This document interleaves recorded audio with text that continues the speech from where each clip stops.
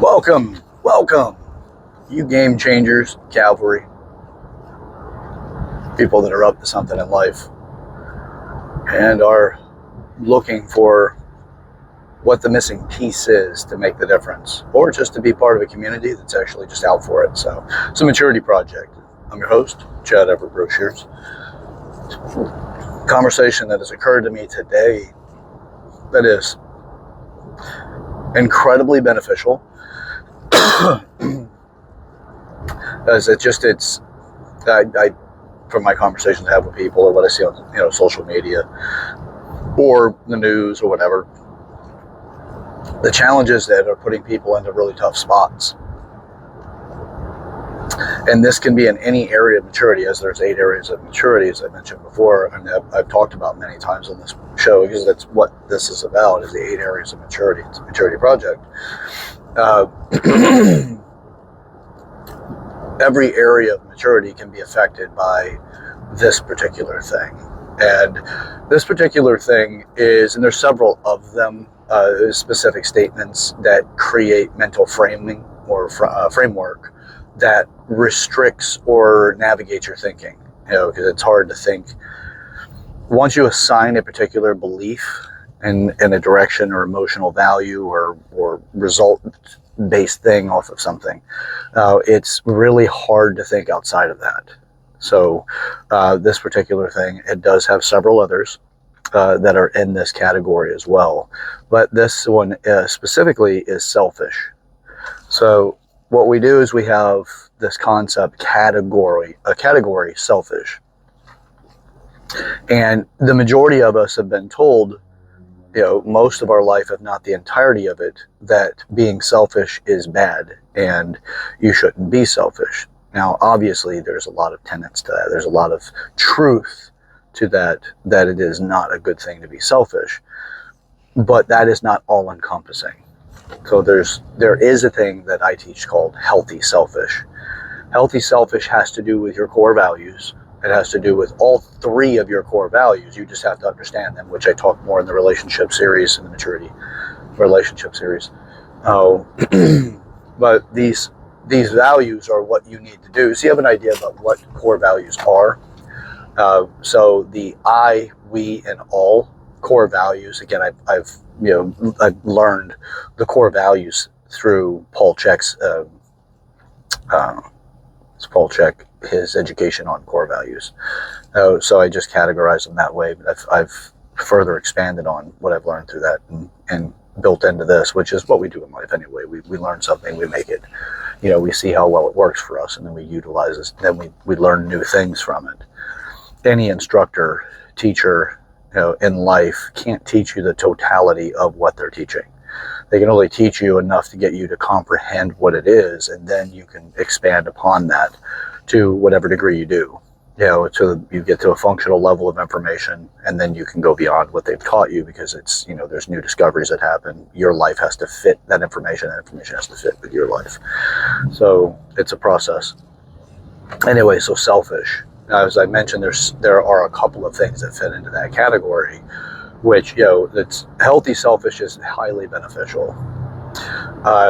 Other things that can fit into that category would be, let's see, obviously don't fight, violence is bad, those kind of things. I've talked about that before. There's definitely situations, you want to know that you can be a monster. You don't have to use it. But if you know you can be a monster, you'll have more discipline, because you have to be disciplined to find that out, and you develop yourself. But what we're taught on the surface is, it's bad to have, to fight, resort to violence. It is a low level response if it's just an argument. But if it is something that's life-saving and needed, then yeah, that's,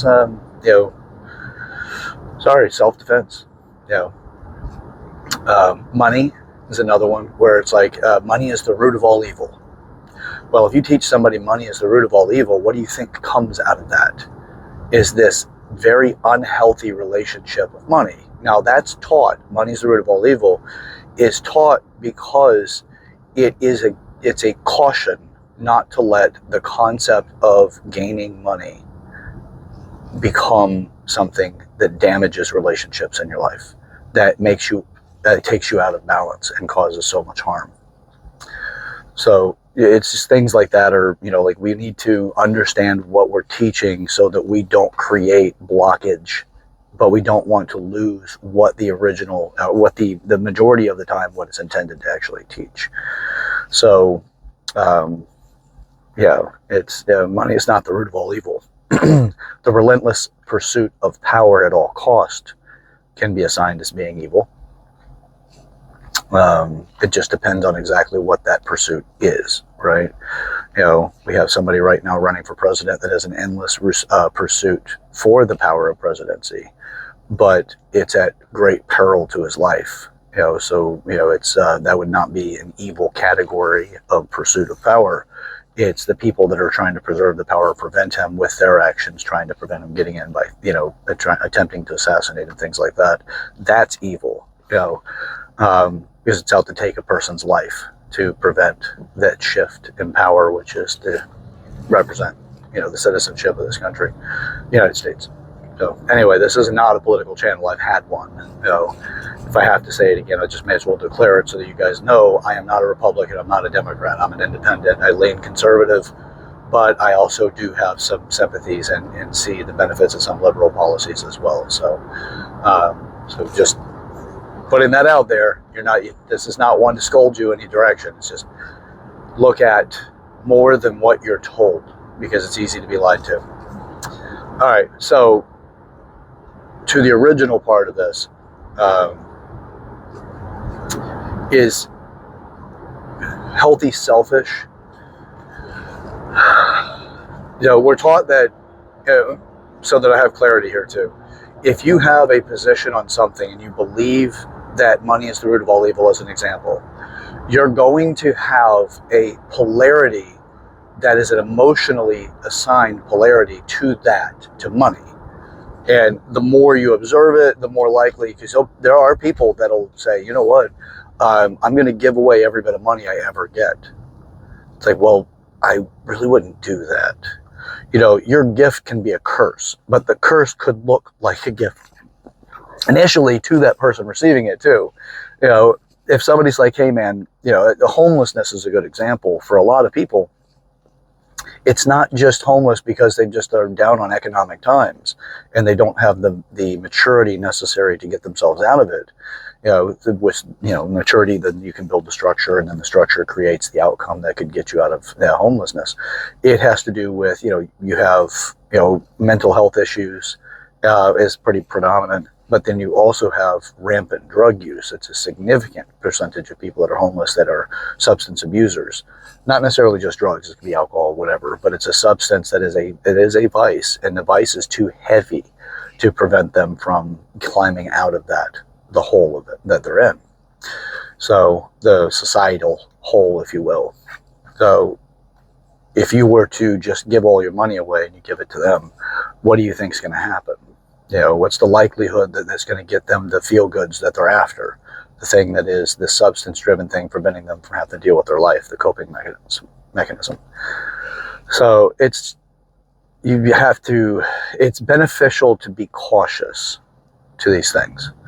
Because if you just give all your money away, well, you're going to be somebody who needs money to live too, right? And if you give everything away outside of your own means, well, if you don't even keep one penny in surplus to the current cost of living that you don't have a guarantee that what you do right now to generate money or income will be available tomorrow. We're in pretty interesting times right now economically. You could lose your job, and then finding another one that is equal to, replace, or greater than what you currently have on income is very challenging. It's incredibly challenging. We're just not doing really well right now. We're on the other side of what really well is, right? So dealing with this again,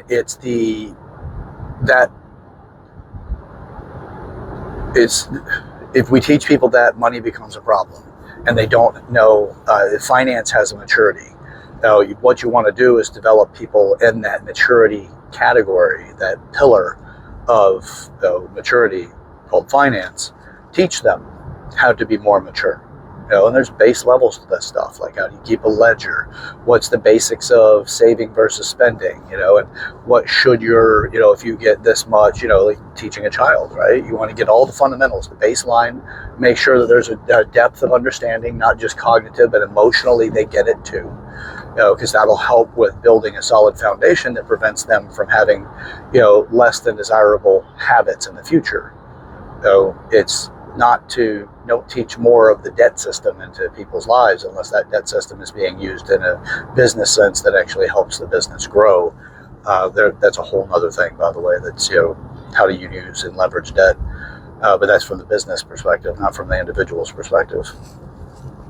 So, yeah. So as far as that goes, now back to healthy selfish. What we're told is don't be selfish. Well, yeah, definitely. You want to be able to, the reason why we're being told don't be selfish is that somebody else may be in need of a resource that we currently have. Even a child with a toy, the toy has a resource value to the child. It has a value. And you want them to share in a way that other kids don't go without. But the whole process of sharing is a lesson in itself. If you use selfishness or the concept of don't be selfish without the bigger picture of information to get them to understand what's behind the term, the word, right? And beyond the definition, it's the functional aspects of it. If you don't teach that, then there is a great degree of things that they can go from there, right? The directions they can go with the concepts of being selfish. If you get too far over on one side where you're not selfish at all, you're incredibly altruistic, you may not be taking care of yourself well enough. No, there's a good chance that you're not taking care of yourself well enough. Some people get so far down the line that with the concepts of being selfish, they end up with, they don't have a no value. They get asked to do something and they're like, okay, I'll do it. Even if they don't have the time to do it, they'll do it. They'll take it on. They'll sacrifice their sleep in order to accomplish, the request, to get the goal, to complete the action. So we get that. That happens, man. And it's unfortunate, but that is a symptom of somebody being without healthy selfish. You really should have a degree of healthy selfish that is, because it's what people witness of you often is the way that criticism is applied. It's not usually what we think of ourselves, unless somebody else has had us put a perspective on it to say, you should look at this, you need to think about that. So, healthy selfish. Yeah, it's versions of healthy selfish is somebody asks you to do something and you need to have your I values down, your I core values, just the I, individual, singular. You want to have your I values down so that when somebody has the request of you, whether or not that request will push those boundaries or violate those boundaries that you have to take care of yourself. By the way, I core values is not 24 hours a day, all day long, that it accumulates all of that and no one could ever make a request, that you have no time available, and nothing like that. The majority of us can do and maintain our I core values with 15 to 30 minute practices on a daily basis, and then the rest of it just a regular all day long kind of continuation. But it's not if something else will violate it, right? Like, an I value can be that you just make sure you take deep enough breaths because you need oxygen to survive, right? Well, could be that you need to drink more water. Most people do, so you have to have how much water per day. That's up to you. That's 100% you. 100%. You're the one that needs to make sure that you drink water. Nobody is going to come up to you and funnel you in the mouth and make sure you're drinking your quota of water for that day. So it's about you. These are the things you need to take care of yourself, right? You're not being force-fed. Very rare situations where people get force-fed. So you are not, you have to choose to eat. You have to, choose what time you go to bed. You may have other people that are distracting or whatever, so you have to stand up for yourself. If somebody's making too much noise, you have to make sure that they know that they're making too much noise so that you can sleep, or earplugs or whatever. It's you are the one responsible for that. So when I talk about core values, that also gets into, if you like to play music, it's personal growth, but this is an I value on personal growth. What are you doing to develop yourself? And what are you allocating? How much time are you allocating to do that? So you can easily have core values that do not infringe on anything else while you're doing your standard practices. Core value could be to think positively often. Now, again, I'm not the advocate necessarily for that, but it can be a good thing to help shift out of a negative thought, is practice into the positive thinking. But eventually you're going to want to shed all of that, and just say, I don't need it anymore. I'll think positively based off of specific situations, and I'll think negatively based off specific situations, depending on the variables associated with that situation. That's it. And you oscillate, the best for the best outcome, instead of being stuck in one. Don't get stuck in a gear. You got to shift them for a reason. So, yeah, you got a high gear and a low gear, baby. High gear can be that optimism. Low gear be that pessimism. It's not that it's bad. If you're at a dead stop, that high gear is not going to do too good getting you moving. It's a low gear that does. Then you shift into that high one. But you procure enough momentum and support and stability in the negative concept in order to produce the optimistic ideal for, high performance, if you will. So anyway, it's a different analogy than the first time trying it on, but I don't dislike it. Didn't suck. So, all right. Now, healthy selfish is associated with your core values. If you don't know what they are, you need to get to work on those. I do have the core values, actually the total core values questionnaire built into the mature dating. It's maturity in relationships, really. It doesn't have to be dating, but I have that built in to that particular workbook, because it is intended that it gives you the most insight for yourself, so you know who the person that you're in the relationship with is dating. Because most of us don't realize who the hell we are. We find out from others by what they tell us about who they believe we are, and sometimes it's just a shocking realization. You're like, what? Really? I can't believe you think of me that way. Sometimes it's the desirable. Wow, I had no idea. And other times it's like, damn, I didn't realize you felt that way. That sucks. Or, hey, and we're friends? Really? And you feel that way? Like that kind of thing. Anyway, so there's a problem that occurs when you're not healthy selfish enough. This is not being selfish. This is being healthy selfish enough. A problem that will occur is that you build your reality based off of every moment that you're alive. Now, it doesn't mean you change your reality based off every moment you're alive. There are catalysts that shift us, right? And those catalysts show up as the way we feel emotionally shifting.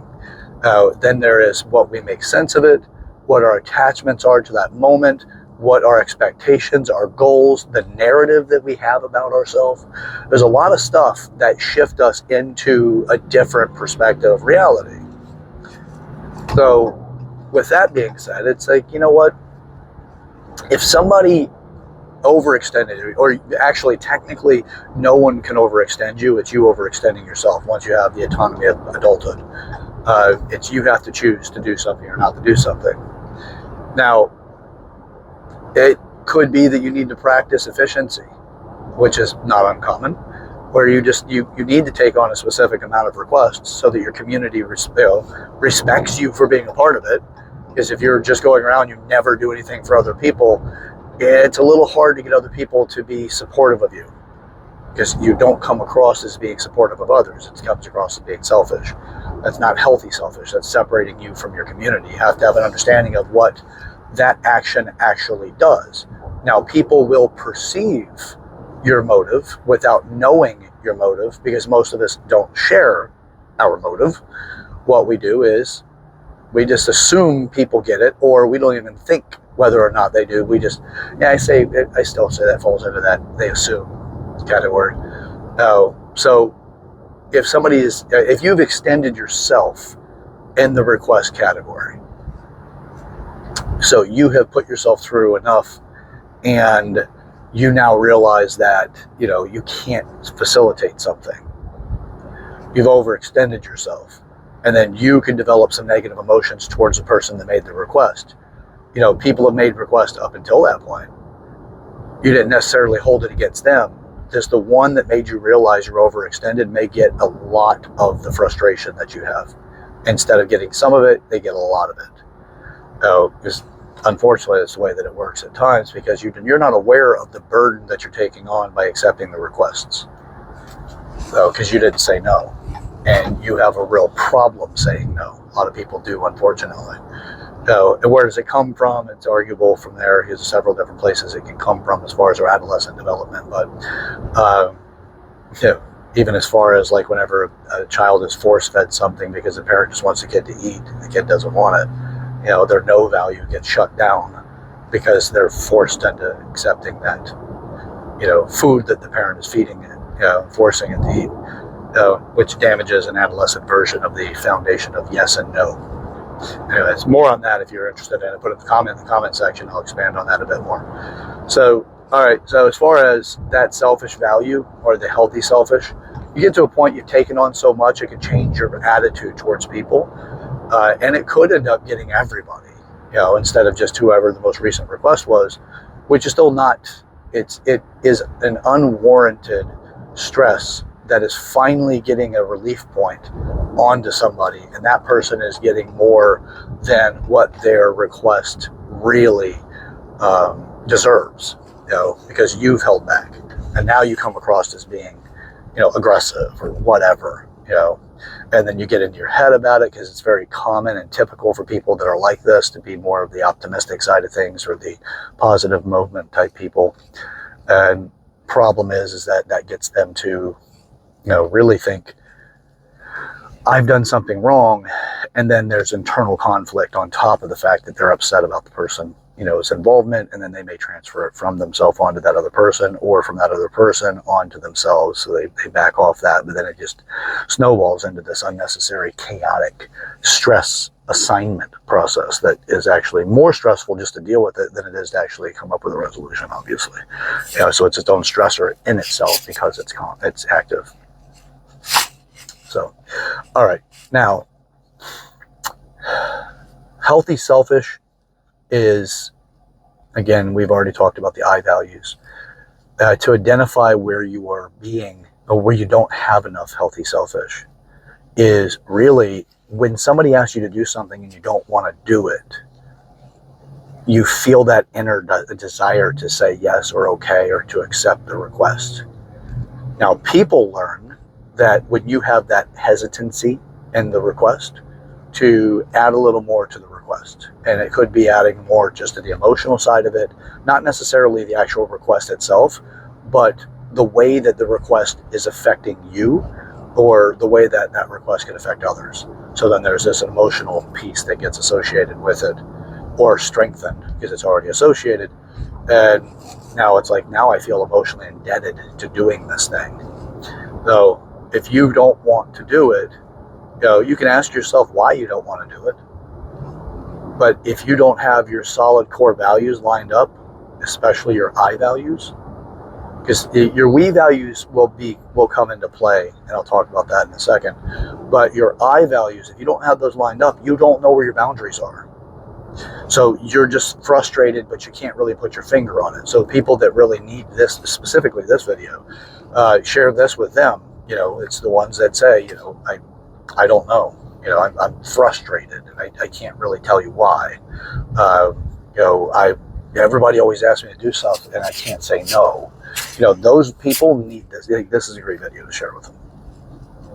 Now, the we values are, so the way it works is there's the I values, which is self. We values is two people did the I values already, and they're together, and it's a relationship value, and that's we. That now has, what does we require to be nourished and cared for, and then from there, where you can have effect from not having enough healthy selfish, is you might take time away from your partner. You might take resources away from your partner. Time is a resource, by the way. So you might take resources away from your partner. what does that do to your partner and your relationship if you're regularly sacrificing time out of it? Is it can tell your partner that you don't really want to be around them. You're finding reasons to be busy. You don't have enough interest to be around them, or something that's not fulfilling, and you're out trying to find fulfillment in areas that would be supportive enough that may not violate the we values any further. Like if your partner is not, providing certain things that you really do want from that relationship, well, the we values will tell you what's needed. It's a matter of whether or not you're managing that understanding, and you're doing your 6 months to 1 year updates on your relationship and the I, we, and all values. I'll get to all in just a second. So if you're not doing the updates, or you're not managing that particular system, then you're not going to have the real results that you can have, and you're going to slip back into the old patterns, which is the set it and forget it method to life, which is, I don't know, I'm frustrated, I can't put my finger on it. You get into those things.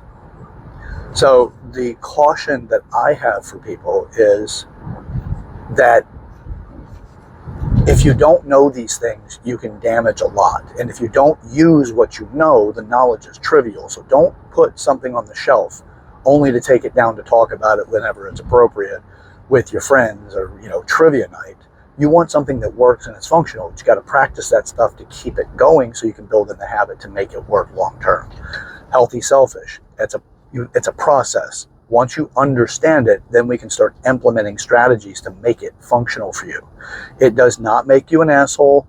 It does not make you anything other than somebody who actually has boundaries that you respect. Because you need to respect your boundaries. Because if you don't respect your boundaries, no one else will. Or you don't know why they're going to respect your boundaries. It may be emotional coercion, or emotional, getting you to emotionally invest in them because they act like they actually care about your boundaries. And they might, but if they're not encouraging you to hold your own boundaries as well, then you want to question the motive. Anyway, it's not like go around and everybody's a suspect either. You got to live your life. You don't want to live your life in your head thinking everything out. You want to live your life out in the world. You just want to condition yourself in a way that you got the right programs associated with behavior so that you can have this stuff work for you on a regular basis, and make it turn into a second nature kind of thing. To the second nature thing, it's fascinating. I absolutely love this. I've had a couple of people tell me that when they're interacting with people now, they're gauging the 8 areas of maturity, and they're assessing where they are with their maturity so that they could better understand the person, so that they don't get upset or jump to emotional conclusions about what's going on. They could just be present. I'm like, man, and hearing it, like one person in particular, he goes, yeah, this person I was interacting with, I could tell immediately. And he went through 3 different areas of maturity that the person that he was talking about had a lacking or immaturity in, a lack of development. And that was understandable for him, that's why they were behaving the way they were. And he didn't take it in any other way other than go, okay, I can see where this person could be helped. Even though he was on the receiving end of that behavior, previous to that, who knows? Most people take it personally and be like, you're attacking me. Instead of going, okay, I see where the challenges are that you're dealing with. Let me see how much I can support this, what I can do to help. It really shifts things. Instead of going around with all this stress, now it's like I'm going around with understanding people more. And it really is a fascinating, wonderful outcome that I've experienced with it. So, yeah, several people, and I love it because it's what I do. I've done this since really about the timeline that the idea or the understanding of the maturity project was conceived, the 8 different areas. So hearing that is heartwarming. I love it. But anyway, all right. So if you want to be able to really make some change, you got to do something different. Nothing changes if nothing changes. So let's do stuff together, man. Let's make some changes. Why not? What else are we going to do? There's a lot of beauty to discover in this world. There's a lot of love to find. But a lot of times that what people do is they want something so bad that they're willing to pluck the flower to own it, but it only will kill the flower.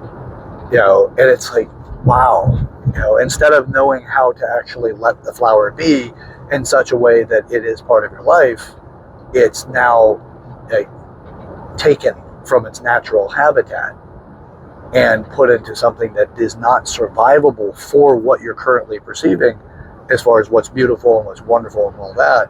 So it's fascinating to me what gets us to the point where we're encouraged to do that. It's like the ownership concepts. I want to own you. So you're in a relationship with me, I own you. Well, I mean, if you're into that lifestyle part, that's your thing, but that's something you agree on, but but that's like in standard relationships, that actually creates a hell of a burden, an expectation, and it makes a relationship into an institution. How do we get there? Is you don't have clear boundaries. You don't have the understanding of how to be a fully intact human being in a way that you're mature. It's an immaturity. So, and I speak for myself too. I've got my areas that I'm working on, and some of those areas are surprising to me and to other people. I mean, some people are like, no, that's not surprising, and you seem to be so developed there already. Like, I know really what's there. It's much further down than that.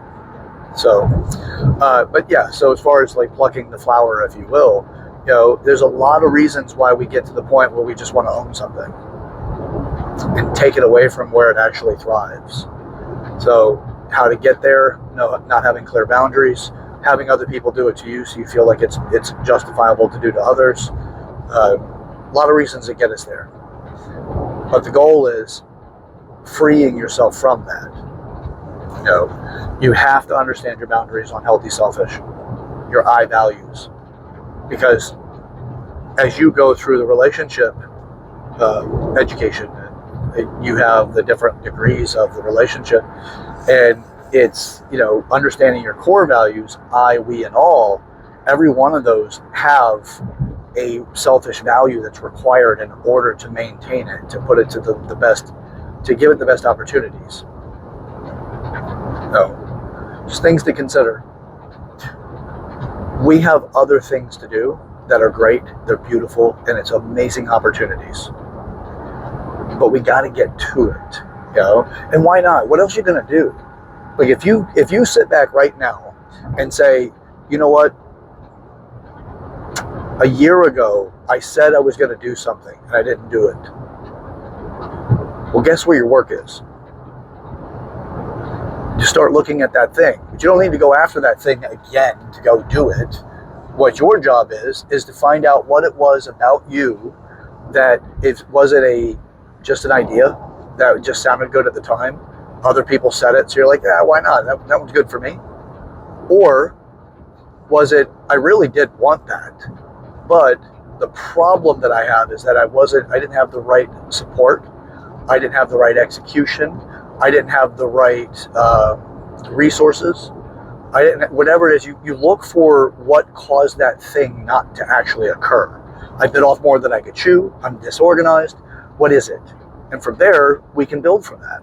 We're not stuck in this mystery that we keep telling ourselves that it just doesn't work. I don't care for that. We got planes in the sky because the Wright brothers wouldn't listen to that nonsense.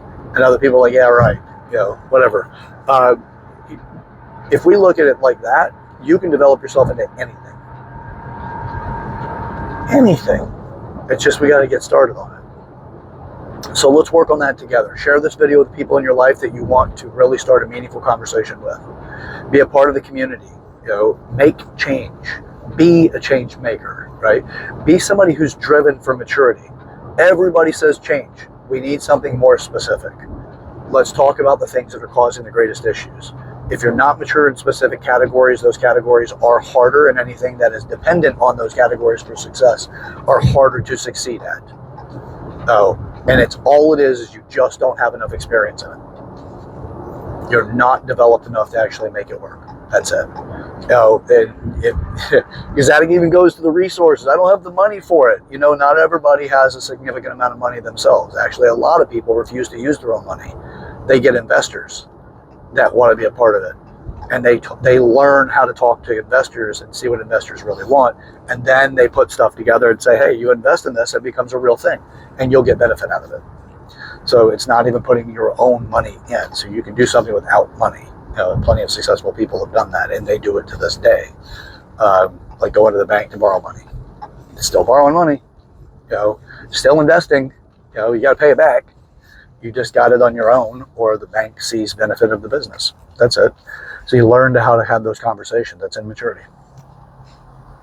So, but share this video with those people in your life you want to make that kind of conversation with, or just change the world for you.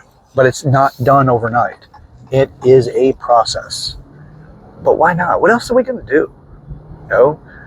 Wait to die? There's plenty of things that we can accomplish. You don't need to wait to die. Let's get to it. We'll just subscribe to the channel. Comment section. Is there anything you wanted to share? Happy to actually have you guys share it. I'm completely up to supporting, and I'd love to hear some of your feedback. All right, till next time, I'm your host, Chad Everbroshears. This is The Maturity Project. Today's conversation is on being healthy selfish, or what is healthy selfish. And, I will go further into this, by the way, to help give a way of establishing how to start with healthy selfish if it isn't already obvious. Comment in the comment section, okay? Path to hell, paid with good intentions. We're not doing any more of that shit, man. We are not going to create more pathways to hell. We're better than that. We can do better than that. We can mature past that. So, all right, that's it. Let's get up to something. Let's get up to it together. See ya.